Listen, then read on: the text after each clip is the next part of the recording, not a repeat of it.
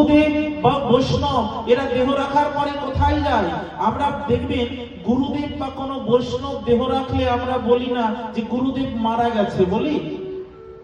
বৈষ্ণব মারা গেছে বলি? কেউ বলে যে উনি শরীর ছেড়েছেন, দেহ রেখেছেন, গুরুদেব দেহ রেখেছেন, মানে দেহটা রেখেছেন, তার মানে উনি আছেন।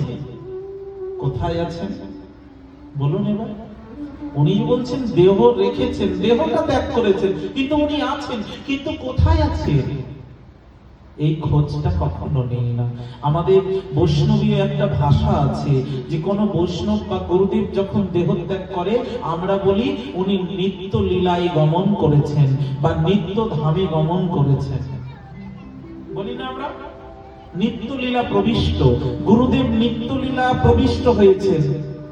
দেখবেন যখন কোন গুরুদেব দেহ ত্যাগ করে তার নামের সঙ্গে লেখা থাকে নিত্য লীলা প্রবিষ্ট প্রভুপাদ অমুক বাবাজি বা গোস্বামী, এরকম লেখা থাকে, বা শ্রীমৎ বাবাজি মহারাজ।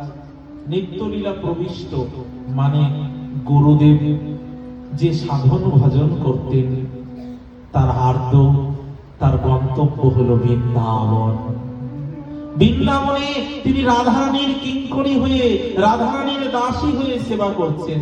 উনি বেঁচে থাকতেও ওটাই চিন্তা করতেন, যারা দীক্ষা নিয়েছেন গুরুর কাছে তাদেরকে গুরুদেব এগুলো জানিয়ে দেবে যে তুমি মনে মনে রাধা মাধবের সেবা চিন্তা করো, আর এই চিন্তা করতে করতে তুমি দেহ ত্যাগ করবে, আর দেহ ত্যাগের পরে তুমি কি করবে?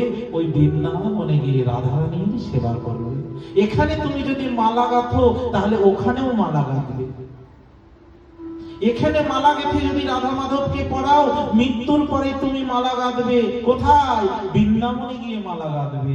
এখানে যদি তুমি নাম সংকীর্তন করে রাধা মাধবকে শোনাও, মৃত্যুর পরে দেহত্যাগ করেও তুমি এই কর্মটি করবে। যে কর্ম এখানে করবে সাধক দেহে, ওই কর্ম তুমি সিদ্ধি দেহে করবে।